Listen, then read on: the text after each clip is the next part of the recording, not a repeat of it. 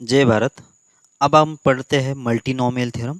Multinomial theorem क्या होता है, ठीक है ना।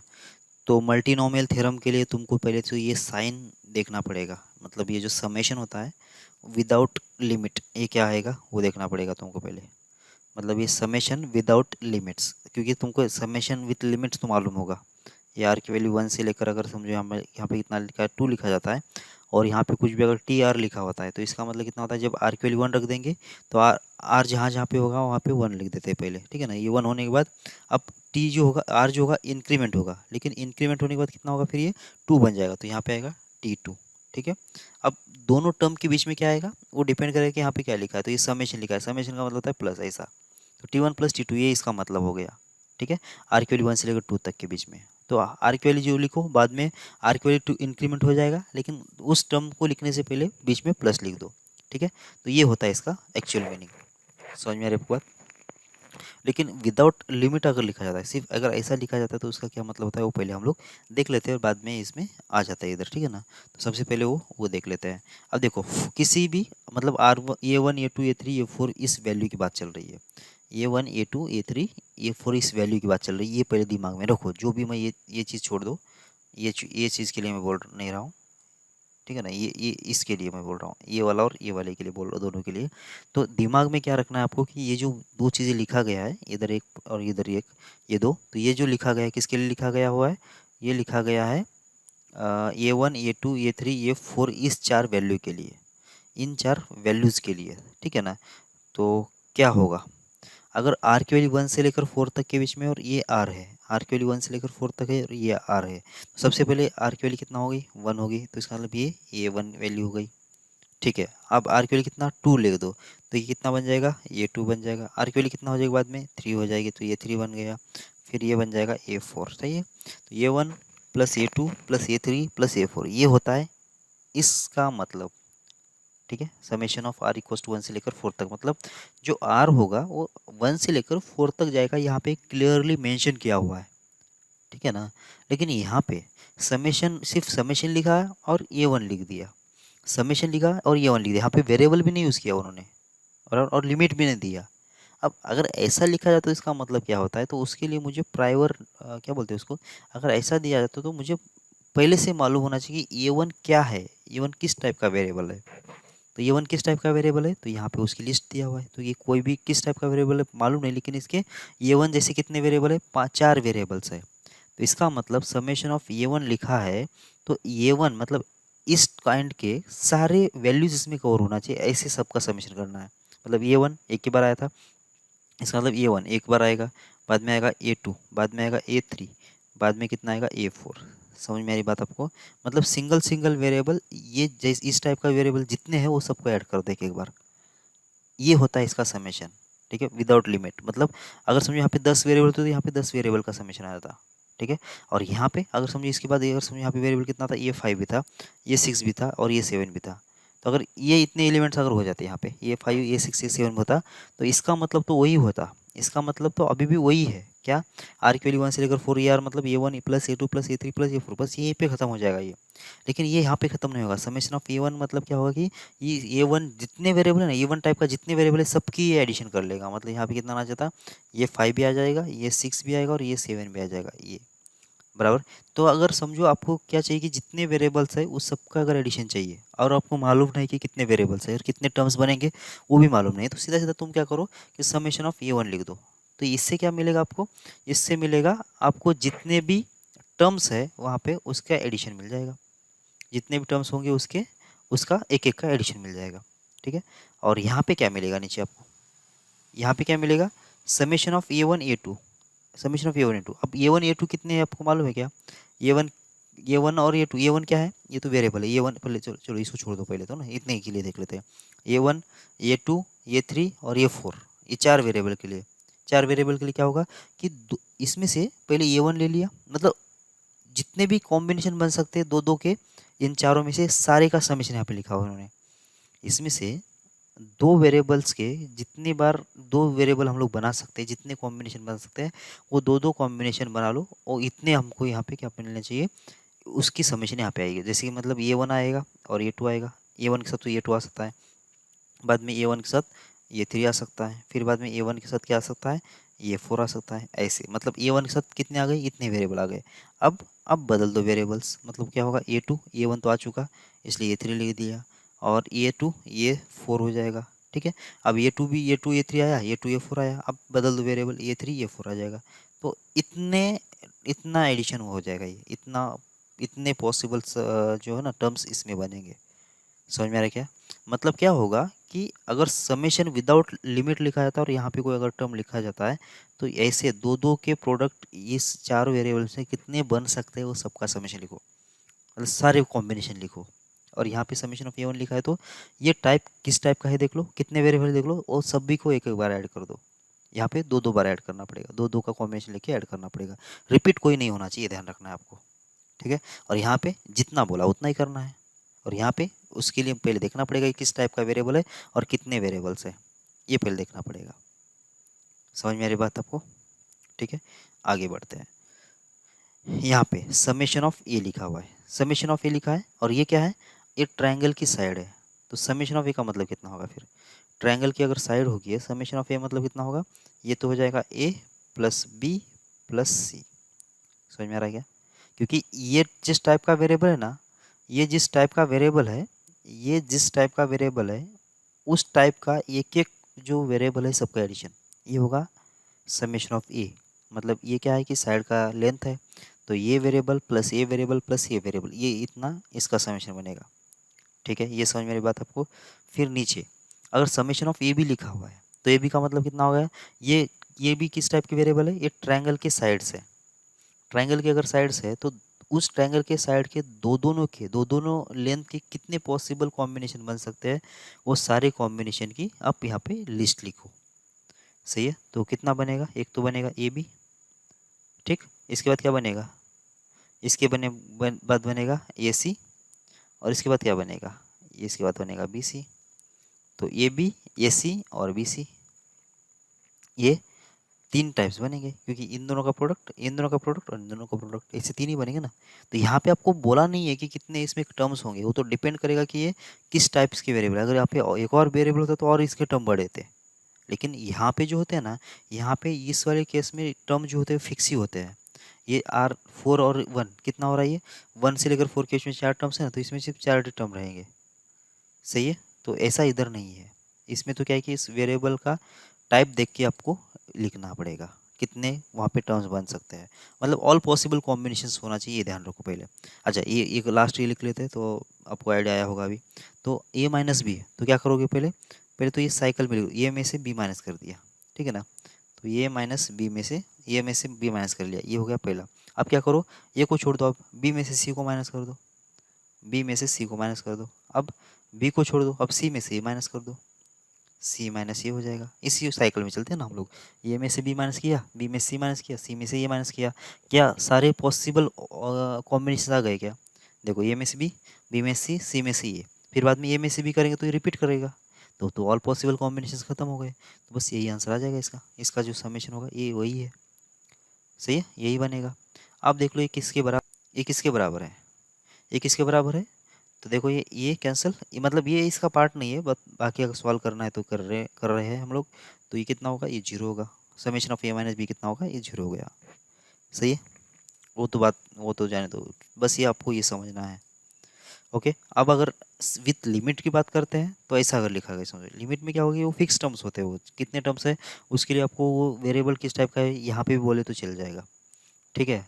यहाँ पे देख लो आप, summation of r equal to 1 से लेकर आर 3, और ये आर क्या बनेगा, ये आर की वैल्यू जब 1 रखे तो ये 1 बन गया, प्लस आर की वैल्यू कितना हो गया, अब 2 हो जाएगी, प्लस आर की वैल्यू कितना हो जाएगी, 3 हो जाएगी। तो यहाँ पे तीन पे तो खत्म हो गया, बस ये कितना आ गया, 6, ये इसका आंसर आ गया, ठीक है। अब नीचे आर की वैल्यू 1 से लेकर 4 तक है, तो यहाँ पे चार टर्म्स आएंगे, चार टर्म्स कौन से, एक तो आएगा 1 स्क्वायर, 1 क्यूब, फिर आएगा कितना, 2 क्यूब, फिर आएगा कितना, 3 क्यूब, और कितना आएगा, 4 क्यूब। बस ये जो भी होगा वो सम होगा, इतना सम होगा इसका। समझ में आ रही बात आपको? अब आ जाते हैं हम लोग यहाँ पे, विदाउट लिमिट अगर लिखा जाता है तो आपको अभी आइडिया आ गया कि क्या उसका मतलब होता है, ठीक है। तो यहाँ पे देख लो अभी, consider expansion x plus y plus z का पावर 10 है। अब इसका, अच्छा पहले तो सबसे पहले ये वाला देख लो तुम, ठीक है ना, एक्स प्लस वाई और इसका पावर कितना है, इसका पावर है मान लेते 2।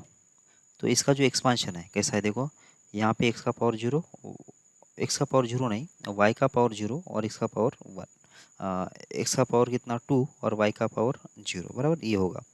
फिर यहाँ पे एक्स का पावर 1 और वाई का पावर 1, फिर यहाँ पे एक्स का पावर 0 और वाई का पावर 2, सही है, ये बन जाएगा ना, मतलब ऐसे टर्म्स बनेंगे। और इसके जो मल्टीपल में जो रहेगा क्या रहेगा, यहाँ पे रहेगा 2 फैक्टोरियल और नीचे कितना आना चाहिए, नीचे आएगा 2 फैक्टोरियल और यहाँ पे आएगा 0 फैक्टोरियल। फिर यहाँ पे 2 फैक्टोरियल डिवाइड बाय यहाँ पे 1 फैक्टोरियल और ये भी 1 फैक्टोरियल होगा। और यहाँ पे कितना आना चाहिए, 2 फैक्टोरियल डिवाइडेड बाय 0 फैक्टोरियल और ये होगा 2 फैक्टोरियल, सही है, ऐसा बनेगा। तो ये लिखा क्या है देखो, ये लिखा क्या है, ये लिखा है समेशन ऑफ यहाँ पे कितना, यहाँ पे 2 फैक्टोरियल और डिवाइड बाय कितना लिखा, यहाँ पे लिखा x का पावर कितना मान लेता हूँ मैं p और y का पावर कितना मान लेता हूँ q, ठीक है। तो यहाँ पे कितना लिखा है, p factorial into q factorial ऐसा लिखा हुआ है। और p प्लस क्यू कितना होना चाहिए, p प्लस क्यू जो होना चाहिए वो 2 होना चाहिए, ऐसा लिखा हुआ है। ये समझ में आ रहा है कि देख लो अभी ये जो लिखा गया है कैसे, समेशन मतलब ऑल पॉसिबल कॉम्बिनेशन, ये जो कंडीशंस है जितने सेटिस्फाइड करेंगे वो सारे कॉम्बिनेशन बनाना पड़ेगा। तो p प्लस क्यू की वैल्यू 2 आने के लिए p की वैल्यू 2 और q की वैल्यू 0 रखना पड़ेगा।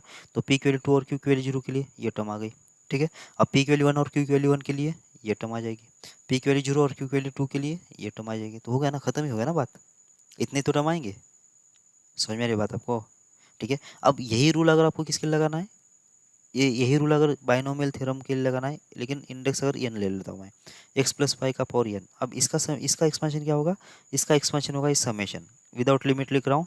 तो जितने भी हम लोग ऑल पॉसिबल कॉम्बिनेशन बन सकते हैं वो हम लोग लिखेंगे। कैसे लिखेंगे, यहाँ पे आ जाएगा n फैक्टोरियल बराबर, नीचे कितना आएगा, ये आएगा p फैक्टोरियल और ये आएगा q फैक्टोरियल। p फैक्टोरियल और q फैक्टोरियल क्या है, वो है x का पावर p और ये y का पावर q, ठीक है।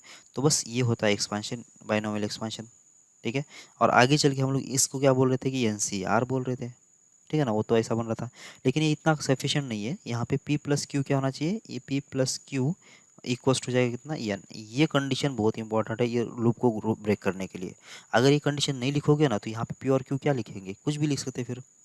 लेकिन p और q कैसे होना चाहिए, उसके ऊपर रिस्ट्रिक्शन क्या है कि उन दोनों का एडिशन हमेशा ये अपर लिमिट होना चाहिए, इसका जो पावर है वो होना चाहिए, समझ में आ रहा है आपको बात, ये होना चाहिए, ठीक है। अभी तक तो वही हो रहा था ना, जो भी बाइनोमियल एक्सपेंशन था उसका जो एक्स एंड वाई का जो डिग्री था, जो सम ऑफ डिग्री था वो क्या था कि हमेशा कांस्टेंट ही था, ठीक है। तो इसलिए क्या होगा, यहाँ पे p प्लस क्यू का वैल्यू कितना आना चाहिए, वो n आना चाहिए जो कि इसके बराबर होना चाहिए, ठीक है। यहाँ पे भी देख लो ना, यहाँ पे 2 प्लस 0 2 आ रहा था, 1 प्लस 1 2 आ रहा था, यहाँ पे 0 प्लस 2 2 आ रहा था, मतलब ये p प्लस क्यू हमेशा कितना आएगा, इसका जो इंडेक्स है उसके बराबर होना चाहिए। तो बस ये वाला रूल लगा दो या फिर बाइनोमियल एक्सपेंशन लगा दो, दोनों का मतलब सेम ही होगा, ठीक है। अब ये जो बाइनोमियल एक्सपेंशन है ना, ये तो 2 वेरिएबल के लिए हो गया। अब ये जो रूल है ये कितने भी वेरिएबल के लिए हम लोग लगा सकते हैं, कितने भी वेरिएबल के लिए लगा सकते हैं। कहने का मतलब ये है, कहने का मतलब ये है कि अगर समझो यहाँ पे लिखा है कितना x प्लस वाई और प्लस जेड लिखा हुआ है और इसका ब्रैकेट का पावर कितना है, इस ब्रैकेट का पावर अगर n लिखा हुआ है, तो हम लोग इसका एक्सपेंशन कैसे लिख सकते हैं, इसका एक्सपेंशन लिख सकते हैं समेशन, विदाउट लिमिट है ये समेशन। यहाँ पे कितना आ जाएगा, यहाँ पे आ जाएगा n फैक्टोरियल, यहाँ पे आ गया कितना n फैक्टोरियल डिवाइड बाय कितना आएगा, डिवाइडेड बाय आएगा p फैक्टोरियल, ठीक है। और यहाँ पे कितना आएगा q फैक्टोरियल और यहाँ पे आएगा r factorial, p factorial q factorial और r फैक्टोरियल। और p क्यू आर क्या होगा, p क्यू और r का जो एडिशन होगा, p plus Q plus r, इनका जो एडिशन होगा वो हमेशा ही ये जो इंडेक्स है x plus y plus z का पावर n उसके बराबर ही रहेगा। p plus Q plus r का जो पावर वैल्यू होगा कितना आएगा, n के बराबर रहेगा, ठीक है। और ये p क्या होगा, वो हो जाएगा पहला टर्म जो होगा ये वाला टर्म उसका पावर होगा, ठीक है। और q क्या होगा, जो दूसरा वाला जो टर्म है y उसका पावर होगा। और r क्या होगा, जो तीसरा वाला टर्म है z उसका पावर होगा, ठीक है। तो बस यही होता है मल्टीनोमियल थ्योरम, ये होता है मल्टीनोमियल थ्योरम, सही है क्या। और यहाँ पे देख लो, तो देखो यहाँ पर ऐसा लिखा है ना, ठीक है ना, ये x plus y plus z का पावर 10, तो कितना होगा, इस समेशन होगा 10 factorial divide by P1 factorial, P2 factorial, P3 factorial. P1 क्या है, x का पावर है, P2 क्या है, y का पावर है, z का पावर P3 है। बस ये होगा इसका एक्सपांशन। अगर पर्टिकुलरली मुझे कोई अगर पर्टिकुलर टर्म चाहिए, मतलब क्या, एक्स स्क्वायर वाई क्यूब और वाई जेड का पावर 5, ये टर्म का अगर कोएफिशिएंट चाहिए तो हम लोग यहाँ से आराम से निकाल सकते हैं। ठीक है, ये इन जनरल कितने भी वेरिएबल के लिए हम लोग लगा सकते हैं, x1 प्लस x2 प्लस ऐसा एक्स आर का पावर अगर n होता है तो यहाँ पे क्या होगा, n फैक्टोरियल डिवाइड बाय ऐसे। अब जितने वेरिएबल है उसके लिए एक एक वेरिएबल यहाँ पे डिसाइड कर लो। x1 के लिए corresponding P1 factorial, P2 factorial ऐसा एक्स आर फैक्टोरियल। ये P1 क्या है, x1 का पावर है, ये P2 क्या है, x2 का पावर है, ये PR क्या है, सिमिलरली एक्स आर का पावर है। तो जब समेशन करेंगे इस पूरे का जो मतलब क्या होना चाहिए उसके लिए, P1 प्लस P2 प्लस ऐसा चाहेगा PR तक का, मतलब इसका जो समेशन होगा कितना आना चाहिए, आना चाहिए। तो यहाँ पे जितने भी ऑल पॉसिबल कॉम्बिनेशंस हम लोग लिखेंगे, एक भी छूटना नहीं चाहिए। जितने भी पॉसिबल कॉम्बिनेशंस होंगे P1 P2 P3 PR के, वो सारे कॉम्बिनेशन यहाँ पे आएंगे। इस समेशन का मतलब ही वही होता है कि एक भी कॉम्बिनेशन छोड़ना नहीं है। विदाउट लिमिट का मतलब इतना है कि जितने भी ऑल पॉसिबल कॉम्बिनेशन वो सारे कॉम्बिनेशन यहाँ पे लिखो। वो लिखने के बाद जो एक्सपेंशन होगा वो इसका होगा, एक भी छूटना नहीं चाहिए। हाँ? समझ में आ रही बात आपको। तो ये होगा उसका एक्सपेंशन। और ये P1 P2 P3 कितना होगा, ऑब्वियस बात है, 0 से ज़्यादा होगा और n से कम होगा, n से ज़्यादा तो हो ही नहीं सकता, और निगेटिव तो हम लोग लेते ही नहीं है। ठीक है ना।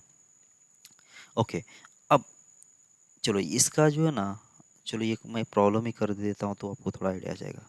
देखो ना, यहाँ पे कितना लिखा है, 1 माइनस 2x लिखा हुआ है, और यहाँ पे कितना एक्स क्यूब लिखा हुआ है या फिर एक्स स्क्वायर लिखा हुआ है, और ब्रैकेट का पावर कितना है, ब्रैकेट का पावर है 4।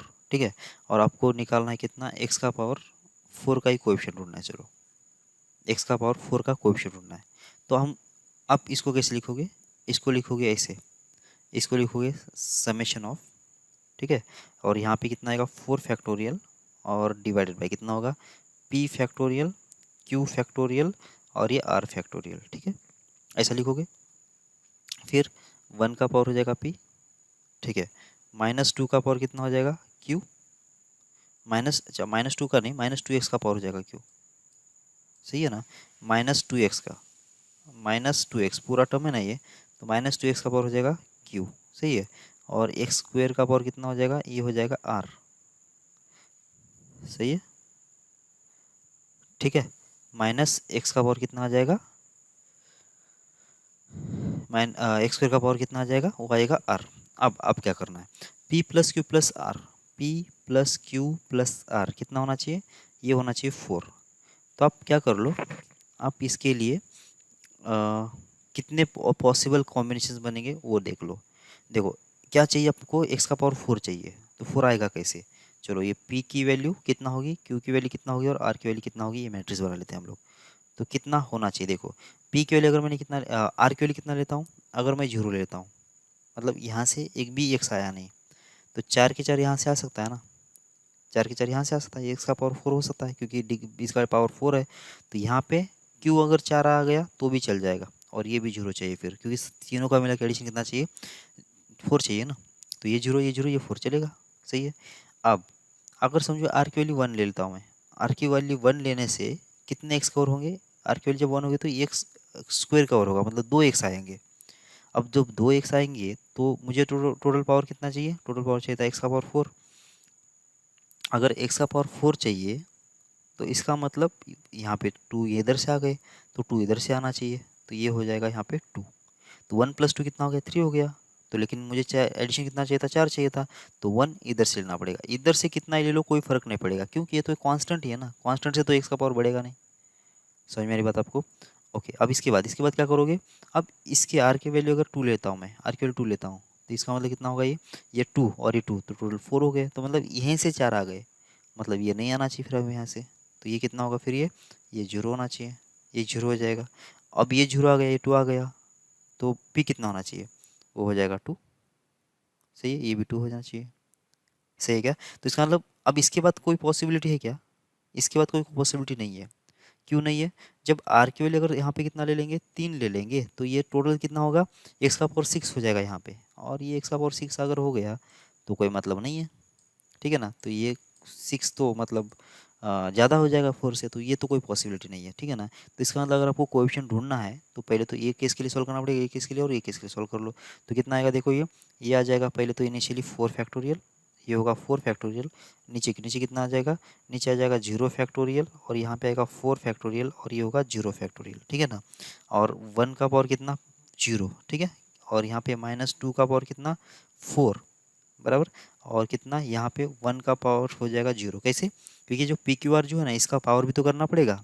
इसका पावर जब करेंगे x का पावर 4, तो ये 4 x का पावर 4 मतलब कोएफिशिएंट ढूंढ रहे, तो कोएफिशिएंट के लिए तो x का पावर 4 तो इग्नोर करो, लेकिन बाकी जो कांस्टेंट है वो तो लेना पड़ेगा ना। तो ये बन गया उसका कोएफिशिएंट, बराबर।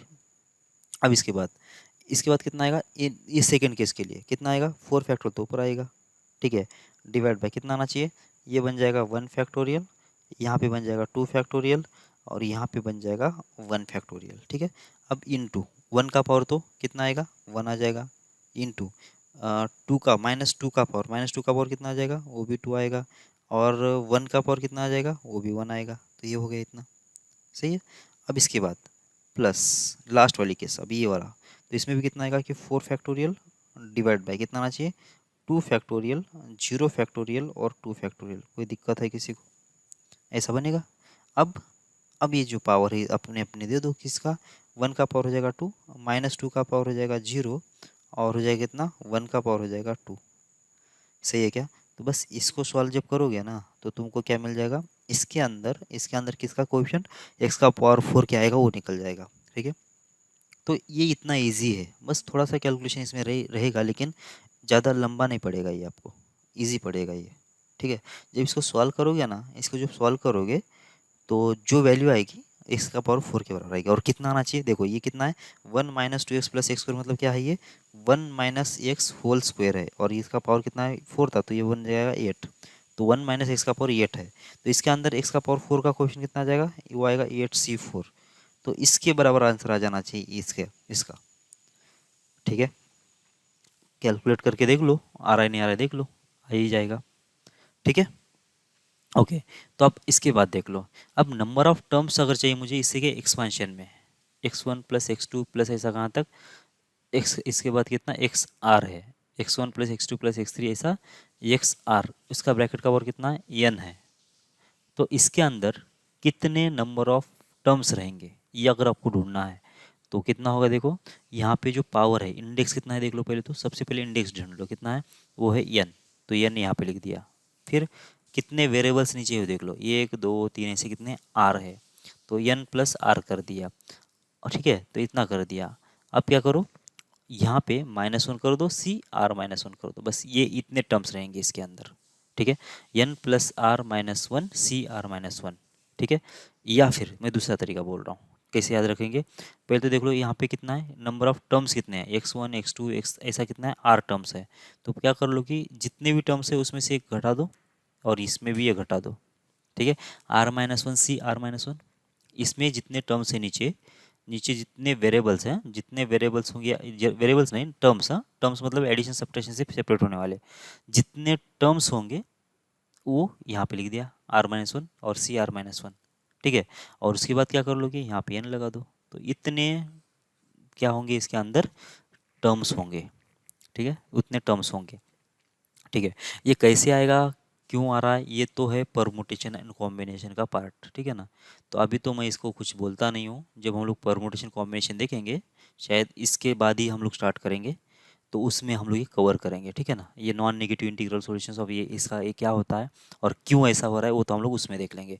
अभी तो देख लो, अभी तो क्या है कि समझो अगर ऐसा दिया गया आपको x + y + z और इसका पावर कितना है, इसका पावर अगर समझो मान लेते 3 है, तो इसके अंदर कितने नंबर ऑफ टर्म्स है अगर ये ढूंढना है आपको, तो कितने वेरिएबल्स है इसके अंदर, 3 है, तो 3 - 1 और यहाँ पे भी 3 - 1 कर लो, और यहाँ पे प्लस क्या कर लो, इसका इंडेक्स कितना, वो 3 के बराबर है, तो 3 + 3 कितना होगा, 6 6 - 1 मतलब 5, तो ऊपर तो आ गया 5 और सी नीचे कितना आएगा 2, तो 5c2 कितना होता है, वो तो होता है 10, तो 10 टर्म्स आएंगे ऐसा बोल रहा है ये इसके अंदर। तो एक्सपांशन करके देख लो, तो क्या आएगा, कौन से टर्म्स आएंगे, ये आएगा ये 1 2 3 4 5 6 7 8 9 10, ये 10 टर्म्स आएंगे, ठीक है। और इसके कोएफिशिएंट्स कैसे आएंगे, कोएफिशिएंट्स क्या होंगे, चलो किसका कोएफिशिएंट ढूंढना है आपको, इसका इसका कोएफिशिएंट ढूंढना है, चलो किसी का भी है, इसका कोएफिशिएंट अगर ढूंढना है इस वाले टर्म का, तो क्या है लिखा है ये, x का पावर 1 y का पावर 0 और z का पावर कितना 2 है। अगर इस टर्म का अगर कोएफिशिएंट ढूंढना है तो कैसे लिखेंगे, ऊपर कितना लिखा था, 3 लिखा था, तो 3 तो ऊपर आ जाएगा, 3 फैक्टोरियल, डिवाइड बाय एक्स का पावर जो था उसका कोएफिशिएंट नीचे, फिर वाई का जो कोएफिशिएंट है उसका पावर जो है नीचे, वाई का पावर जो है उसका फैक्टोरियल नीचे, जेड का जो पावर है उसका फैक्टोरियल नीचे। तो बस ये होगा इसका कोएफिशिएंट, इतना इजी है यहाँ पे निकाल देना ये। सही है। ओके, तो यहाँ पे कितना है देख लो। अब ये तो आपको पता चल गया कैसे करना है। X plus y plus z plus डब्ल्यू, अगर इसका पावर एन है तो कितने टर्म्स होंगे, तो ये 4 वेरिएबल लिखा है, 4 टर्म्स लिखा है, तो 4 - 1 सी 4 - 1 होगा और एन ऐड कर दो तो एन प्लस 3 सी 3, ये इतने टर्म्स होंगे इसके अंदर। ठीक है। Okay, if the number of terms in the expansion x plus y plus z raise to n is 36, find n. अब बहुत स्ट्रेट फॉरवर्ड प्रॉब्लम है ये। तो कितना, 3 वेरिएबल है, ठीक है, 3 टर्म्स है, वेरिएबल में बार बार बोल रहा हूँ, 3 टर्म्स है, कितने होंगे, क्या होगा फिर ये 3 - 1, सी हो जाएगा 3 - 1, और इसके अंदर क्या ऐड करोगे आप, जो इंडेक्स है, इंडेक्स कितना है, एन है, और ये इसकी वैल्यू कितना आना चाहिए 36, क्योंकि ये नंबर ऑफ टर्म्स ऐसे निकालते हैं हम लोग। सही है। बस ये इक्वेशन जो है इसको सिंप्लीफाई कर देना है, तो एन प्लस 2 हो जाएगा, सी हो जाएगा ये 2, और इक्वस्ट कितना आ जाएगा 36। सही है। तो कितना बन गया ये, एन प्लस 2 इंटू कितना आ जाएगा, एन प्लस 1 डिवाइडेड बाई कितना आ जाएगा, ये 2 फैक्टोरियल आ जाएगा। ठीक है। और इक्वस्ट कितना आ जाएगा 36। सही।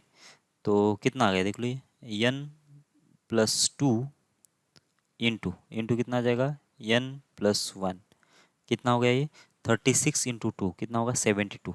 सही है। अब मल्टीप्लाई कर लो इसको, क्वाड्रेटिक बन जाएगा। क्वाड्रेटिक बनने से क्या होगा कि उसको सॉल्व करना पड़ेगा, फैक्टर बनाना पड़ेगा। सही है। लेकिन यहाँ पे इसके क्वाड्रेटिक बनाने की ज़रूरत नहीं है। क्यों नहीं, क्योंकि ये जो है ना एन प्लस 2 लिखा है और यहाँ पे एन प्लस 1 लिखा है। अगर किसी भी एन के लिए क्या ये दो लगातार इंटीजर बनेंगे क्या, क्योंकि एन तो इसका इंडेक्स है ना, तो पावर है तो क्या होगा, वो हमेशा ही इंटीजर होगा, पॉजिटिव इंटीजर होगा। तो यहाँ पे एन प्लस 2, अगर एन की वैल्यू अगर 10 लेता हूँ तो 10 प्लस 2 कितना होगा, 12 होगा, 12, और ये कितना 11, तो 11 इंटू 12 होगा। कोई भी एन के लिए दो लगातार डिजिट्स होंगे, दो लगातार नंबर्स होंगे, तो क्या करो तुम, ये 72 के दो लगातार डिजिट्स इसके फैक्टर बन रहेगा देख लो, तो कितना आएगा, ये 8 इंटू होगा 9। सही है क्या। तो इसका मतलब जो छोटा फैक्टर है वो 8 के बराबर होना चाहिए, जो बड़ा फैक्टर वो 9 के बराबर होना चाहिए। तो इसमें से छोटा कौन है, एन प्लस 1 इक्वल कितना आना चाहिए, 8 होना चाहिए, क्योंकि ये छोटा है। और एन प्लस 2 इसमें एक ऐड हो गया, तो इसका मतलब ये 9 होगा, क्योंकि दोनों तरफ एक ऐड कर दो तो ये बन जाएगा। तो दोनों से भी कितना आ जाएगा, एन की वैल्यू 7 आ जाएगी। सही है। तो बस ये निकालने के लिए बोला था उसने। Okay, find the coefficient of A cube plus B raise to 4 into C. तुमको क्या निकालना है, A cube plus B raise to 4 into C का कोएफिशिएंट निकाल देना है। और इसमें कितना है, 1 प्लस ए माइनस बी प्लस सी का पावर 9 है, जो कि अभी अभी मैंने बोला किसी भी टर्म का अगर कोएफिशिएंट ढूंढना है तो ये सो इसका एक्सपेंशन होगा कि कौन सा है सीरीज है, 1 प्लस ए माइनस बी प्लस सी, इसका पावर कितना होगा, इसका पावर है 9। तो इसका जब एक्सपेंशन होगा क्या बनेगा, ये समेशन विदाउट लिमिट्स। सही है। यहाँ पे कितना आ जाएगा, यहाँ पे आ जाएगा टोटल इंडेक्स का फैक्टोरियल, और टोटल डिवाइड बाय कितना आएगा, यहाँ पे आएगा P factorial, Q factorial, R factorial and S factorial, क्योंकि इसमें 4 टर्म्स है तो 4 वेरिएबल ले लिया हमने। सही है। अब पी क्या है, क्यू क्या है, आर क्या है, एस क्या है। पी जो है वो है पहले वाले टर्म का पावर। सही है, तो 1 का पावर पी। फिर क्यू जो है बी का पावर, मतलब सेकेंड टर्म का पावर क्यू। सही है। इसके बाद आर क्या है, उससे पहले वाले टर्म का क्या, पहले टर्म माइनस बी है ना, तो माइनस बी का पावर कितना आ जाएगा, ये आ जाएगा कितना, आर। और जो यस है वो सी का पावर है, सी का पावर कितना आ जाएगा, यस आ जाएगा। क्या ये आपको समझ में आ रहा है क्या, देख लो यहाँ पे जो है ना थोड़ा सा मैं कॉर्नर देखो, 1 का पावर कितना पी, ए का पावर हो जाएगा क्यू, माइनस बी का पावर हो जाएगा आर, सी का पावर हो जाएगा यस। ठीक है।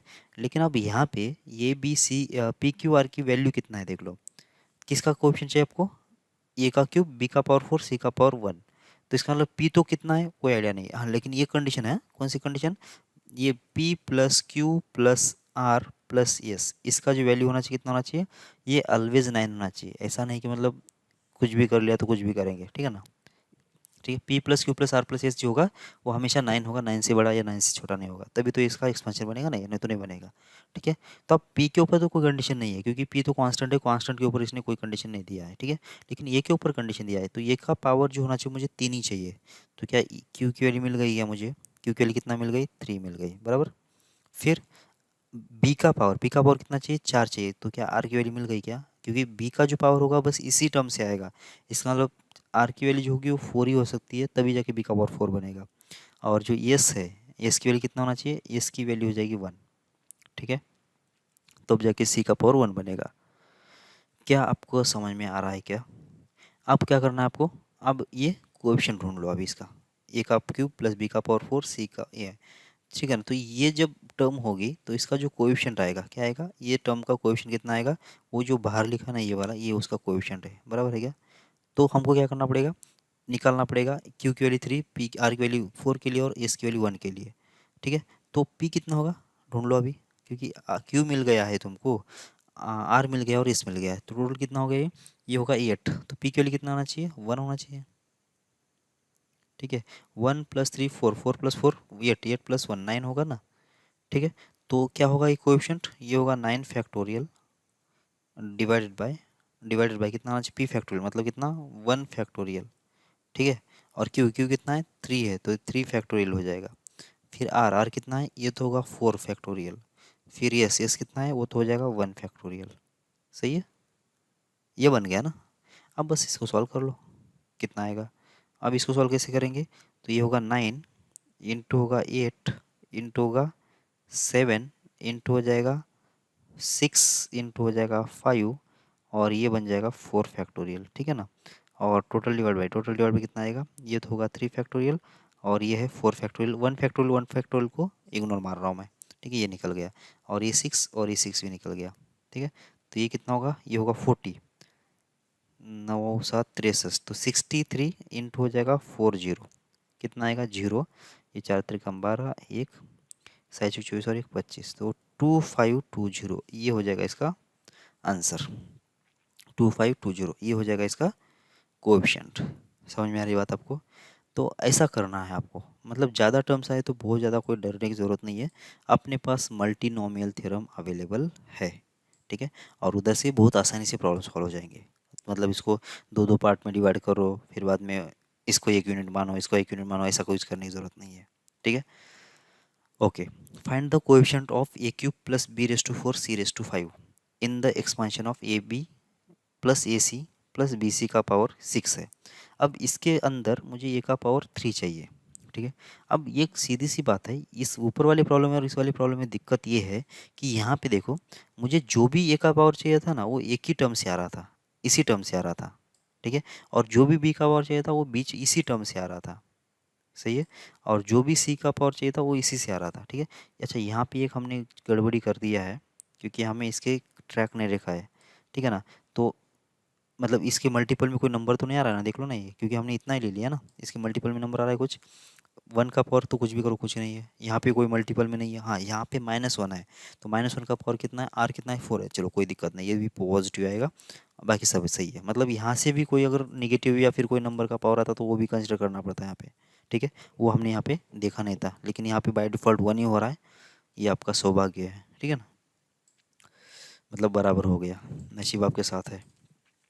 Find the coefficient of A cube plus B raised 4 C raised 5 in the expansion. इसमें और पहले वाली प्रॉब्लम में फ़र्क ये है कि अब यहाँ पे ये जो मिलेगा ना, मुझे किसी एक पर्टिकुलर टर्म से नहीं मिल रहा, ये इधर से भी आएगा और इधर से भी आएगा। समझ मेरी बात आपको? और बी बी कहाँ से, इधर से भी आएगा और इधर से भी आएगा। सी वैसे यहाँ से भी आएगा और यहाँ से भी आएगा। मतलब अब ये जो एक्स ए बी सी जो है ना, वो अभी अभी मतलब एक ही मतलब टर्म में नहीं है। तो सबसे पहले क्या करो, जो ये टर्म है ना, ये बी इंटू सी प्लस सी इंटू ए इंटू बी, चलो इसका पहले क्या कर लो कि इसका एक्सपेंशन लिख दो। एक्सपेंशन कैसे बनेगा, ये होगा समेशन कितना 6 फैक्टोरियल डिवाइडेड बाय कितना, डिवाइड बाय होगा पी फैक्टोरियल और क्यू फैक्टोरियल और ये R factorial. P Q R क्या है, वो है पहले वाले टर्म का पावर, तो बी सी का पावर हो जाएगा पी, और सी ए का पावर कितना हो जाएगा, ये हो जाएगा क्यू, और ए बी का पावर कितना होना चाहिए, ये हो जाएगा आर। सही है क्या? तो ये बी सी का पावर पी, सी ए का पावर क्यू और ये बी का पावर आर। ठीक है, तो आप देख लो, ये P plus Q plus are कितना होना चाहिए, ये होना चाहिए टोटल इंडेक्स, मतलब 6 के बराबर होना चाहिए। ये कंडीशन आपके पास मिल गई। ठीक है, आप देख लो दूसरी दूसरी कंडीशन तो मालूम नहीं, लेकिन अब हमको क्या करना है कि ये क्या पावर कितना है इसके अंदर देखना है। तो पी फैक्टोरियल, क्यू फैक्टोरियल और आर फैक्टोरियल। देखो ए का पावर यहाँ पे भी है और ए का पावर यहाँ पे भी है, तो इसका मतलब कितना है, ए का पावर कितना आना चाहिए, क्यू प्लस हो जाएगा आर, सही है, ए का पावर इतना हो जाएगा। फिर ये मेरा ये है और ये क्यू है, ये कंफ्यूज नहीं हो। फिर बी का पावर यहाँ से भी आएगा और यहाँ से भी आएगा, तो बी का पावर कितना आ जाएगा, ये आ जाएगा पी प्लस आ जाएगा आर, मतलब ये होगा इसका इंडेक्स बी का। और सी का पावर कितना आ जाएगा, सी का पावर यहाँ से भी आएगा और यहाँ से भी आएगा, मतलब पी प्लस हो जाएगा ये क्यू, ठीक है, ऐसा बनेगा। तो अब आपको पता चला होगा, तो क्यू प्लस आर की वैल्यू कितना होना चाहिए, वो 3 होना चाहिए, पी प्लस आर की वैल्यू होना चाहिए 4 और पी प्लस क्यू की वैल्यू होना चाहिए 5, सही है। तो उसके लिए तुमको सॉल्व करना पड़ेगा ए इक्वेशंस, तो पी प्लस कितना क्यू, मतलब किसका कोएफिशिएंट है, सी का, कितना आएगा यहाँ पे 5। फिर पी प्लस आर, ये किसका कोएफिशिएंट है, बी का, वो कितना होगा यहाँ पे 4 होगा, और कितना क्यू प्लस आर, ये कितना होना चाहिए वैसे, ये हो जाएगा 3 के बराबर। तो अब क्या करो, यहाँ से आर की वैल्यू निकाल दो, कितना आ रहा है, क्यू माइनस आर, बस ये आर की वैल्यू कहाँ पे रखो तुम, इसमें रख दो। तो क्या बन जाएगा इक्वेशन, ये बन जाएगा पी, चलो मैं थोड़ा जगह बना लेता हूँ ऊपर, चलो जगह ही जगह है, तो कितना होगा पी प्लस ये होगा कितना क्यू माइनस आर, और equal to Q minus R बराबर है कि किसकी वैल्यू चाहिए, क्यू कहाँ से आया भाई यहाँ पे, ये तो 3 होना चाहिए ना, सटक गई है भाई। चलो पागल हो गए, चलो आर की वैल्यू चाहिए ना मुझे, तो आर की वैल्यू कितना आ जाएगी, ये आ जाएगी 3 माइनस क्यू बराबर, 3 माइनस क्यू ये आ जाएगा। ओके, तो यहाँ पे कितना, आर की वैल्यू कितना आ गई 3 माइनस क्यू, और इसकी वैल्यू कितना आ जाएगी, 3 माइनस क्यू का वैल्यू कितना आना चाहिए, 3 माइनस क्यू, ये पी प्लस 3 माइनस क्यू, ये कितना आएगा 4 आएगा। तो पी माइनस क्यू ये कितना बन गया मेरा 1 बन गया। एक तो ये रिलेशन है और दूसरा रिलेशन यहाँ पे है, इन दोनों का एडिशन कर लो, ठीक है। इन दोनों का जब एडिशन करेंगे तो कितना आएगा पी प्लस क्यू, और ये कितना होगा 5, और ये कितना होगा पी माइनस क्यू, ये कितना होगा, ये होगा 1। जब दोनों का एडिशन करेंगे ना, तो ये पी और क्यू कैंसिल होगा, तो ये बन जाएगा 2p, और इधर से कितना हो जाएगा 6। तो यहाँ से p की वैल्यू कितना आ जाएगी, p की वैल्यू आ जाएगी 3, सही है, p की वैल्यू कितना आ जाएगी 3, ठीक। अब p की वैल्यू मिल गई है तो q की वैल्यू निकाल दो आराम से, कितना p जब यहाँ पे 3 रख दिया तो 3 इधर चला जाएगा, तो 5 माइनस 3 कितना होगा 2। तो q कितना मिल गया, q तो मिल गया 2। अब q निकल गया है, p निकल गया है, तो r भी निकाल दो, r कितना निकलेगा, कहाँ से निकलेगा, यहाँ से 3 माइनस क्यू कितना होगा r, r तो हो जाएगा 1। तो तुमको r मिल गया है, p निकल गया है, q निकल गया है, तो इसका मतलब अब ये जो है परफेक्ट क्या बनेगा, ये जो अपने को पावर चाहिए था वो मिल जाएंगे, लेकिन p क्यू r की वैल्यू यहाँ पे रखना पड़ेगा। तो उसका कोएफिशिएंट कितना होगा फिर, ये सीधी सी बात है 6 फैक्टोरियल डिवाइड बाई p की वैल्यू कितना मिल गई थी, शायद 3 मिल गई थी, q की वैल्यू 2 मिल गई थी, और r की वैल्यू 1 मिल गई थी। चेक कर लो एक बार, कंफर्म कर लो, 3 2 1 सही है। तो बस सॉल्व कर लो इसको, 6 फैक्टोरियल तो पता नहीं बहुत बड़ा होगा, 6 इंटू 5 इंटू होगा 4, यहाँ पे आएगा 3 फैक्टोरियल, नीचे कितना है 3 फैक्टोरियल है इंटू 2 फैक्टोरियल, तो ये भाई साहब और ये भाई साहब तो निकल लिए, और ये हो जाएगा 2, तो ये 10 होगा, और ये 60 बन जाएगा शायद, ठीक है। तो बस 60 ये कोएफिशिएंट बन जाएगा इस टर्म का। ओके ओके, इसका एक और बात, मतलब ये चीज ये समझ में आ रहा है कि आपको, कि अगर इसे अगर यहाँ पे ये जो टर्म्स है यहाँ पे जो पावर है, अगर इसमें मिक्सअप होता है ना, तो मिक्सअप अगर होते तो फिर आपको क्या करना पड़ेगा, ऐसा मतलब इस टर्म का पावर कुछ भी, इस टर्म का पावर क्यू, इस टर्म का पावर आर मानना पड़ेगा, फिर इसके अंदर के जो टर्म्स है कलेक्ट करना पड़ेगा, और कंबाइन पावर निकाल के इस पावर के साथ इस फैक्ट विंडेक्स को कंपेयर करना पड़ेगा आपको, ठीक है। तब जाके आपको क्या मिल जाएगा उसका, ये मिल जाएगा, ठीक। आगे बढ़ते हैं और एक और क्वेश्चन कर लेते हैं। क्या लिखा है यहाँ पे, 1 + 3x माइनस होगा 2x क्यूब बराबर, और ब्रैकेट का पावर कितना है, ब्रैकेट का पावर है 10, ठीक है। तो क्या बन जाएगा, ये बन जाएगा समेशन ऑफ कितना 10 फैक्टोरियल डिवाइडेड बाय कितना p फैक्टोरियल वही, q फैक्टोरियल वही, और ये r फैक्टोरियल, ठीक है।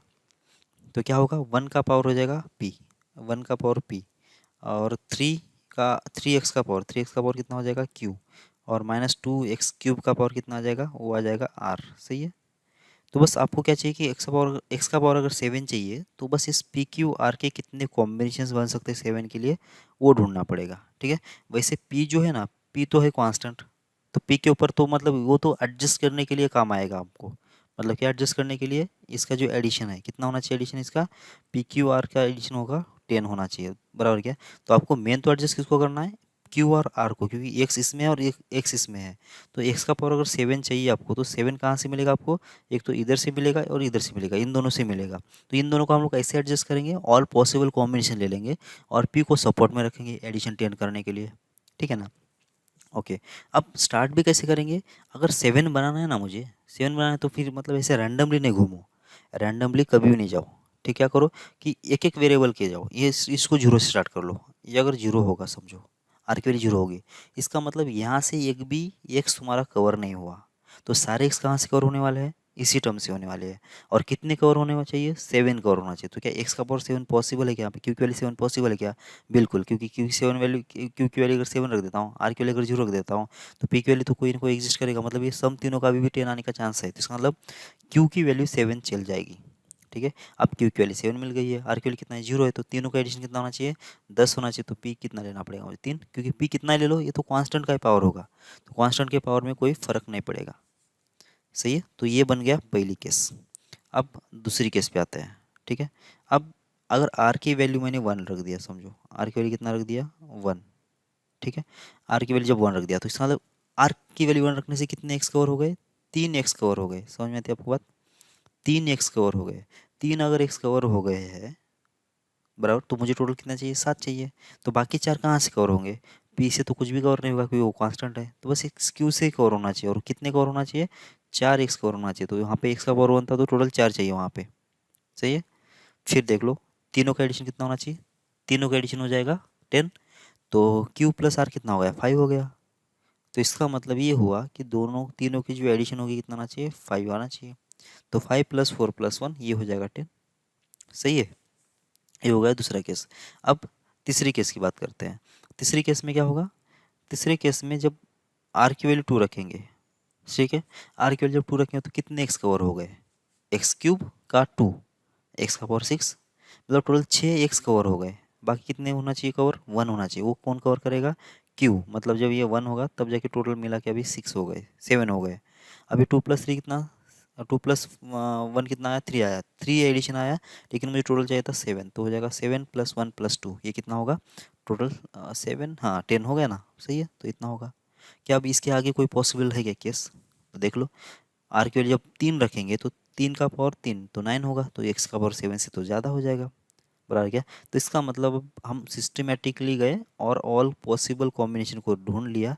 ये तीन ही केसेस पॉसिबल मिले मुझे। अगर मैं रैंडमली ऐसे ही नंबर से अगर घुमाता ना, तो सोचने के लिए बहुत टाइम चला जाता।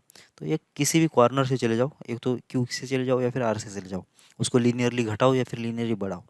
ठीक है ना। तो कभी भी क्या करने का पता है क्या, जिसका ज़्यादा पावर है ना उससे स्टार्ट करने का, तो जल्दी से अपने को केसेस समझ में आ जाएगा। अगर छोटे से स्टार्ट करोगे ना, तो ये 7 फिर 6 पॉसिबल है क्या देखना पड़ेगा, फिर 6 पॉसिबल करने के लिए ये आर पॉसिबल है क्या देखना पड़ेगा, तो वो थोड़ा कॉम्प्लिकेटेड बन सकता है।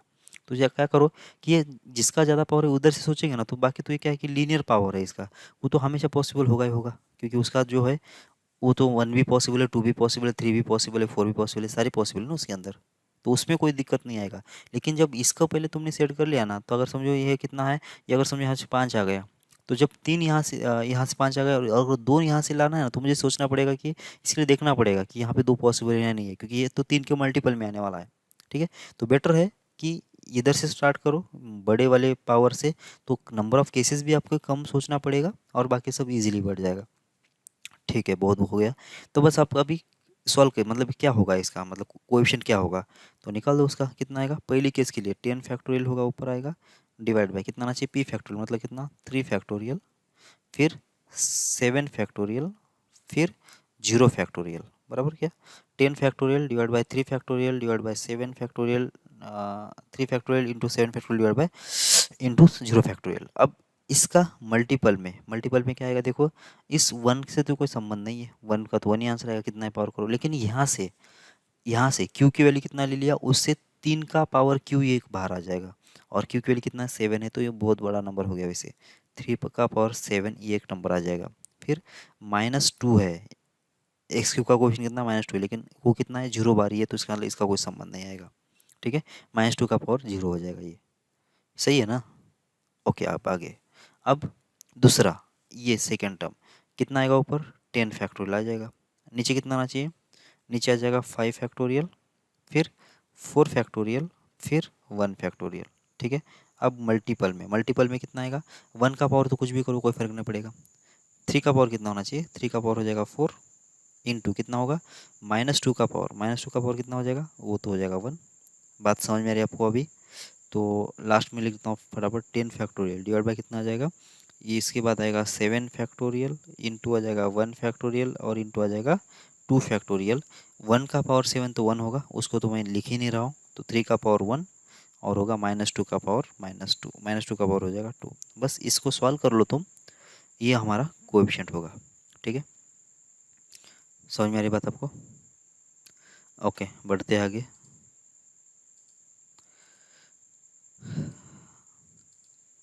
ठीक है, इन द एक्सपांशन ऑफ 1 प्लस, अच्छा ये मतलब डाउट तो आया ही होगा, फिर भी मैं बोल देता हूँ। अब इतना बड़ा आने के बाद सॉल्व कैसे करोगे तुम, ये डाउट आ रहा होगा ना।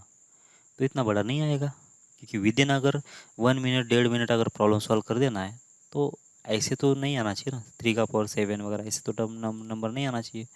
मतलब अगर आएगा तो शायद इजीली बन जाएगा। कैसे बनेंगे, 7 फैक्टोरियल और ये 7 फैक्टोरियल इसमें से कैंसिल, तो 10 × 9 इंटू कितना होगा, 9 इंटू होगा 8। तो ये 3 फैक्टोरियल में मतलब ये 3 इसमें से उड़ा, तो ऐसे उड़ा के भी कर सकते हो सॉल्व। लेकिन ये अगर विद इन अगर 1 मिनट या 2 मिनट सॉल्व करने जैसा नहीं है ना, क्योंकि आपने ऑलरेडी इसमें बहुत सारा मेहनत किया है ये केसेस बनाने के लिए, तो ऐसा क्वेश्चन नहीं आएगा मेंस में।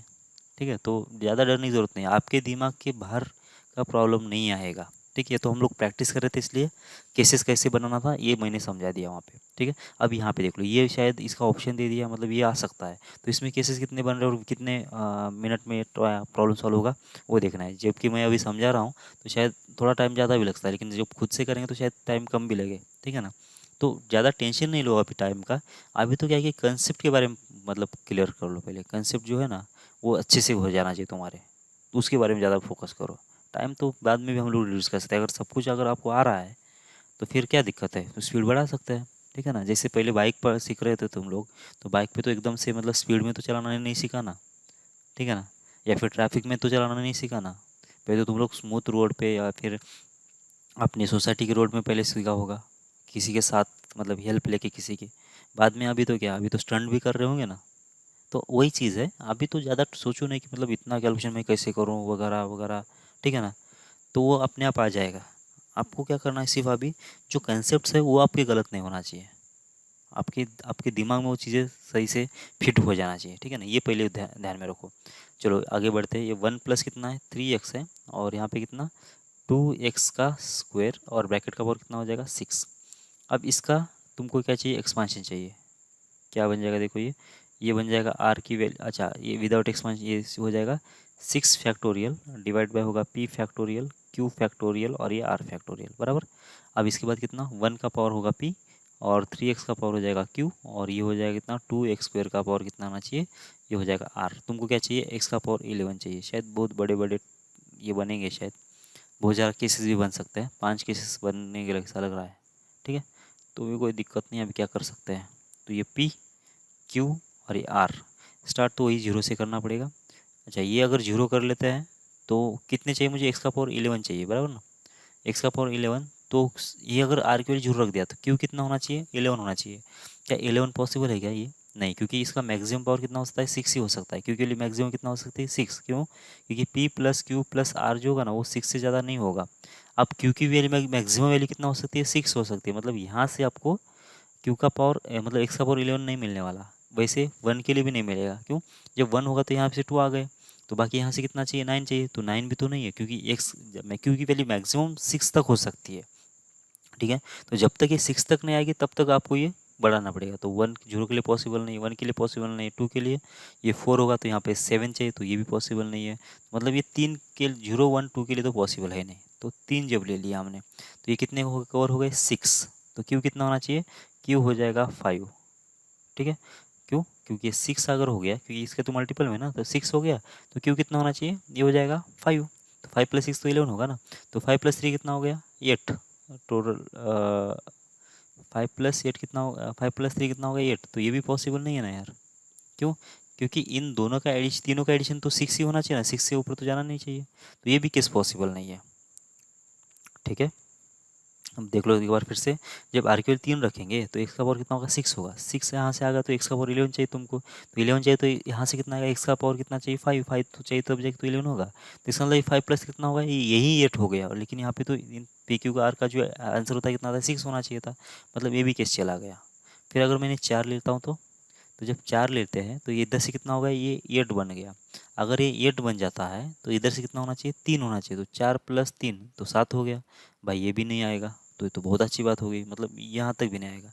आप 5 के लिए ट्राई कर लो, तो यहाँ से कितना आ गया, ये 5 के लिए ये आ गया 10, और ये क्यू कितना होगा, 1 जब होगा ना तो जाके होगा ये 10 प्लस 1 कितना होगा, वो हो जाएगा 11। अब ये 1 प्लस 5 कितना हो गया, 6 हो गया, लेकिन तीनों का एडिशन 6 है तो क्यू पी कितना होगा, वो तो 0 ही होगा। सही है। अब अगर मैं इसकी वैल्यू 6 ले लेता हूँ, किसकी, आर की, तो ये होगा 12, लेकिन यहाँ पे तो 11 ही चाहिए, तो बस एक ही केस बन गया ना।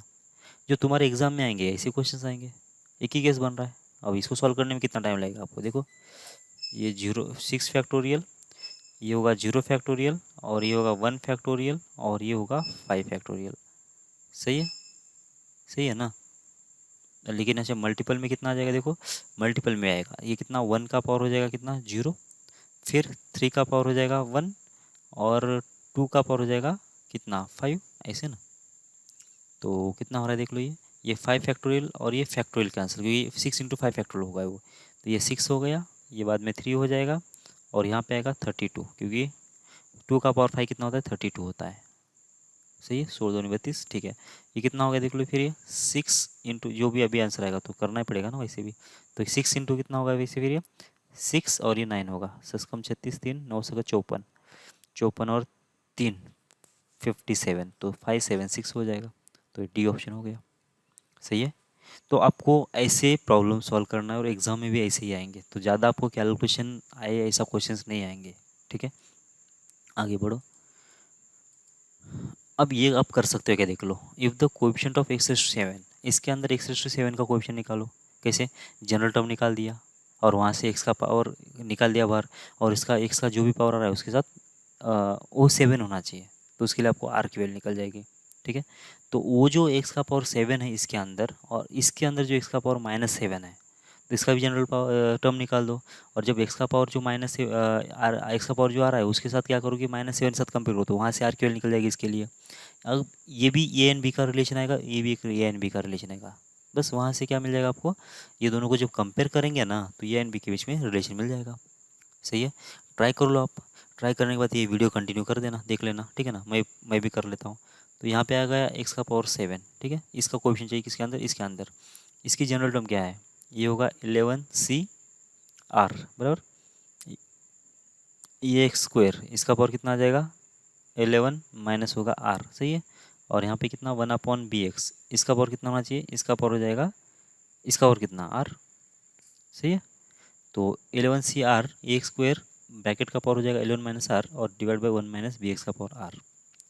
क्या बन गया x का पावर वो देख लो, तो ये होगा 11 CR इंटू कितना, a का पावर कितना होगा 11 माइनस होगा R, ठीक है। और डिवाइड बाय b का पावर कितना हो जाएगा, वो भी R होगा, ठीक है। इन अब इसके बाद x का जो पावर है कितना होगा, ये 22 माइनस 2R, और यहाँ पे एक माइनस R, तो कितना आएगा 22 माइनस हो जाएगा 3R। ये समझ में आता है कि आपको, देख लो 22 माइनस होगा 3R, कैसे, एक्स स्क्वायर का पावर 11 माइनस R है, तो एक्स का पावर 22 माइनस R होगा, यहाँ पे एक्स का पावर एक R है, ऊपर आके माइनस R बन जाएगा ये। तो एक्स का पावर कितना बन गया, एक्स का पावर बन जाएगा 22 माइनस 3R। अब ये जो वैल्यू है ना, ये वैल्यू कितना होना चाहिए, ये होना चाहिए 7, ठीक है। तो इसका मतलब कितना 22 माइनस हो जाएगा 3R, ये वैल्यू होना चाहिए 7, तो यहाँ से तुमको R निकल जाएगा।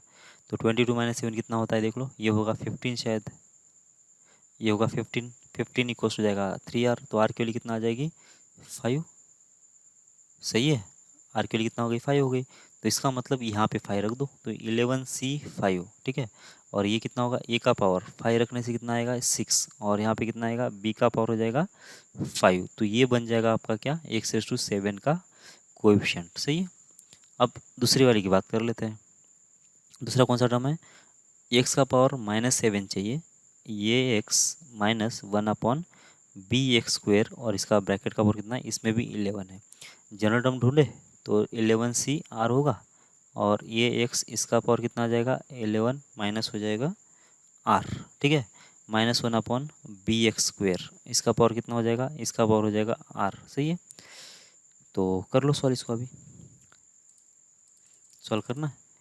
तो कितना होगा, एक्स का पावर कितना बन रहा है वो पहले देख लो, 11c(r) होगा और यहाँ पे ए का पावर कितना आएगा, 11 माइनस r, और एक्स का पावर कितना होगा, 11 माइनस r होगा, -1 का पावर हो जाएगा r, नीचे कितना आएगा, b का पावर r, और ये होगा x का पावर -2r, बराबर है क्या, क्योंकि ये नीचे था ऊपर लेके आए तो -2r हो गया। अब देख लो क्या बन गया, 11c(r) इंटू कितना, a का power 11 minus r divide by b का पावर r, सही है, इंटू इंटू कितना होगा, ये -1 का पावर r भी लिखो और x का पावर कितना आएगा, 11 माइनस r -2r, तो होगा कितना, 11 माइनस हो जाएगा 3r, सही है, ये बन जाएगा। अब ये जो टर्म होना चाहिए कितना होना चाहिए, ये टर्म होना चाहिए -7, तो 11 माइनस 3r इक्वल्स टू कितना आ जाएगा, -7, तो 3r की वैल्यू हो जाएगी कितना, 18, तो r की वैल्यू कितना आ जाएगी, 6, r की वैल्यू कितना हो जाएगी, 6, सही है। तो बस ये जो कोएफिशिएंट बनेगा यहाँ पे x का पावर -7 का कितना आ जाएगा, 11c6 बराबर, 11c6 बनेगा और इंटू होगा a का पावर कितना 5 डिवाइड बाय b का पावर 5 और -1 का पावर हो जाएगा 6 और ये होगा x का पावर -7। तो बस ये वाला जो टर्म है ना, ये वाला जो टर्म है और ये वाला जो टर्म है वो दोनों सेम, इसका जो कोएफिशिएंट है वो सेम है बोल रहा है, मतलब ये दोनों वैल्यू सेम होना चाहिए, ठीक है। तो बस अब उधर से क्या करना है, हमको कंडीशन ढूंढना है, ठीक है। तो कितना आएगा, ये आएगा 11c5 और ए का पावर हो जाएगा 6 डिवाइड बाय होगा बी का पावर हो जाएगा 5 इक्वल्स टू कितना आ जाएगा, 11c हो जाएगा 6, ए का पावर हो जाएगा 5 और बी का पावर हो जाएगा 5, बी का पावर 5 हो रहा है, देखो ये इसमें आर कितना आ रहा है, 6 आ रहा है, तो यहाँ पे 6 होना चाहिए ना, बी का पावर 6 होना चाहिए यहाँ पे, ठीक है, ओके। अब देख लो ये जो है ना 11c5 और 11c6 ये तो दोनों सेम ही है, क्यों सेम है, क्योंकि 11c5 को हम लोग 11c6 भी लिख सकते हैं, क्यों, क्योंकि NCR जो होता है NC n-r के बराबर भी होता है, तो इसलिए ये दोनों तो कैंसिल हो गए। अब देख लो इसको इधर मल्टीप्लाई कर लो, तो ए का पावर हो जाएगा कितना 6 और बी का पावर हो जाएगा 6 और इक्वल्स कितना जाएगा, ए का पावर 5 और बी का पावर 5 बराबर। तो यहाँ से ए का पावर 5 और बी का पावर 5 जो कॉमन ले लेंगे तो ये बी माइनस होगा 1 और इक्वल्स हो जाएगा 0, सही है। तो इसका मतलब एक तो ये टर्म 0 होगी या फिर ये टर्म 0 होगी, इसका मतलब कितना आएगा कि ये बी की वैल्यू आ जाएगी 1, ये बी की वैल्यू कितना आ जाएगी 1 आ जाएगी, सही है क्या। तो देख लो कहाँ पे है, ये सी ऑप्शन हो जाएगा, ये बी इक्वल्स 1, ठीक है, आगे बढ़ो। ओके, कोएफिशिएंट चाहिए मुझे एक्स का पावर 53, एक्स का पावर 53 चाहिए किसके अंदर, इसके अंदर, ये जो लिखा है ये क्या लिखा है पहले देख लो, ये जो ना कुछ इस टाइप का लिखा है NCR, फिर यहाँ पे एक्स का पावर कुछ n माइनस r और ये y का पावर r ऐसा लिखा हुआ है ये, और इसमें समेशन लगा दिया उन्होंने कितना 0 से लेकर कुछ तो भी n तक के लिए। तो ये क्या होता है, ये होता है x प्लस वाई, इसका पावर कितना n, सही है ना। तो बस यही तो है यहाँ पे, यही तो लिखा है, बस x के बदले कितना है यहाँ पे x-3 है, y के बदले कितना है 2 है, तो बस यहाँ पे x-3 प्लस 2 इसका ये क्या होगा, इसका पावर 100 होगा, ये सीरीज़ हो गई है, x-3 प्लस 2 इसका पावर 100 होगा, ये सोचो बराबर है या गलत है, सही है, क्योंकि ये जो है ये पूरा एक्सपांशन ही लिखा हुआ है, ये पूरा एक्सपांशन ही लिखा हुआ है किसका, पहला टर्म इसमें x-3 है, दूसरा टर्म कितना 2 है, ठीक है, तो ये उसका एक्सपांशन ही लिखा हुआ है, ठीक। तो कितना होगा फिर ये बन जाएगा, ये बन गया देखो x-1 और इसका पावर कितना होगा 100, x-1 इसका पावर हो जाएगा 100, x-1 का पावर 100 हो गया, और आपको कितना चाहिए, x का पावर 53 का कोएफिशिएंट चाहिए, तो सीधी सी बात है कितना होगा इसका 100 CR और होगा कितना -1 का पावर कितना होना चाहिए, चलो ये इसका इसका जो जनरल टर्म है, चलो जनरल टर्म भी निकाल लो कितना आएगा, तो ये 100C होगा R, x का पावर हो जाएगा 100 माइनस R -1 का पावर हो जाएगा कितना R, सही है। तो ये जो टर्म बनेगी, ये वाली जो टर्म है उसका जो पावर है कितना, 100 माइनस आर, ये वाला पावर कितना चाहिए, 53। मतलब आर की वैल्यू कितना होना चाहिए, टोटल 47 होना चाहिए। ठीक है, तो इसका मतलब जो कोएफिशिएंट आएगा कितना आएगा, 100C47, 100C47 ये आएगा इसका कोएफिशिएंट है क्या, देख लो बस ये वाला है, ये नहीं चलेगा, 100C53 ये भी तो चल जाएगा ना यार, multiple more than one correct तो नहीं है ना, 100C 53, एक्स का पावर 53 चाहिए आपको, एक मिनट कितना चाहिए, आर की वैल्यू कितना आ गई, 47 आ गई बराबर ना, तो यहाँ पे रखना पड़ेगा ना, इधर भी तो निगेटिव में रखना पड़ेगा ना, यहाँ पे भी तो आर रख दो ना, तो ये एक्स का पावर कितना, 100 माइनस 50 कितना 47 रख दिया, तो एक्स का पावर 53 तो आ गया, लेकिन यहाँ पे भी तो आर की वैल्यू -1 रखना पड़ेगा ना, आर की वैल्यू कितना रखना पड़ेगा, 47 रखना पड़ेगा, तो -1 का पावर कितना 47, तो निगेटिव बनेगा ना, बस यहाँ पे निगेटिव आना चाहिए, तो निगेटिव में आंसर कौन सा है, अच्छा ये ना ये आंसर है ना ये आंसर है, ठीक है, ये वाला आंसर है सी, -100C53, क्यों, क्योंकि 100C47 जो है वो एग्जैक्ट किसके बराबर है, एग्जैक्ट 100C53 के बराबर ही है। ठीक है, ओके, ठीक है आगे बढ़ो। ओके ये वाला क्वेश्चन, चलो इसको आगे देख लेते हैं ना, आप लोग अगर ट्राई करना तो ट्राई कर लो, coefficient of term independent of X, मतलब कांस्टेंट टर्म निकालना है, ठीक है, तो शायद एक इसका एक्सपेंशन बन रहा होगा, ठीक है ना, एक्सपेंशन बन रहा होगा तो ये निकाल दो यहाँ से, ठीक है निकल जाएगा ये, इसके बाद ओके ये वाला जो है हम लोग अगली वाली क्लास में देख लेते हैं, ये वाला शायद आपको आ जाएगा, ये मल्टीनोमियल थ्योरम का ये प्रॉब्लम, ठीक है, ये मल्टीनोमियल थ्योरम का प्रॉब्लम है, ये B C plus A B D है ना, ये तो ये का पावर 8 है, तो ये बी सी का पावर पी मानो, ये बी डी का पावर क्यू मानो, ये सी डी का पावर क्या मानो, ए सी डी का पावर जो है आर मान लो, और बी सी डी का पावर एस मान लो, तो उसमें जो ये का पावर होगा कितना हो रहा है, बी का पावर कितना होगा, सी का पावर कितना होगा, डी का पावर क्या होगा, ये पी क्यू आर के टर्म में कुछ आएगा, पी क्यू आर एस के टर्म में कुछ पावर आएंगे, तो जब पावर आएंगे तो ए का जो पावर आएगा वो 8 के साथ कंपेयर करो, बी का जो पावर है उसको 4 के साथ कंपेयर करो, सी का पावर 9 के साथ और डी का पावर 9 के साथ कंपेयर करो, तो यहाँ से ये पी क्यू आर एस की वैल्यू निकालना पड़ेगा, पी क्यू आर एस की जब वैल्यू निकालोगे तो बाद में तो आपको मालूम है क्या करना है, मतलब जो हमने ये B plus B C plus A C वाला जो प्रॉब्लम किया था ना उस टाइप का ये प्रॉब्लम है, ठीक है, आगे बढ़ते हैं देखते हैं कुछ है क्या, हाँ ये वाला भी कोएफिशिएंट ऑफ एक्स का x⁵ ये भी तो है मल्टीनोमियल थ्योरम का प्रॉब्लम,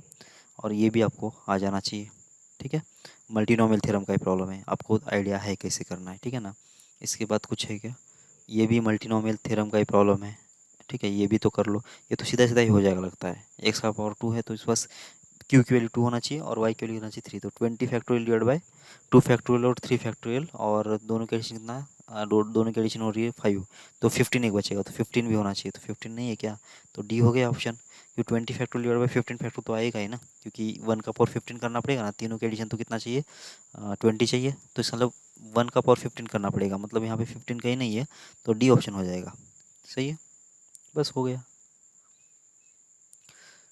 करके देख लो, लेकिन ना ये भी मल्टीनोमियल थ्योरम का ही है, ये भी करके देख लो, फिर ये भी मल्टीनोमियल थ्योरम का ही है, एक्स का पावर 28 निकाल देना है, 1 plus x square x Q minus x का पावर 6, ये भी मल्टीनोमियल थ्योरम का ही है, ये 1 2 3 4 4 वेरिएबल है, वैसे हमने ये कर लिया है, इसमें से स्क्वायर कॉमन निकाला था ना, ये तो कर लिया था हमने, फिर भी आप करके देख लो मल्टीनोमियल थ्योरम से, तो आपको पता चल जाएगा, ठीक है ना, मल्टीनोमियल थ्योरम कैसे यूज़ करते हैं।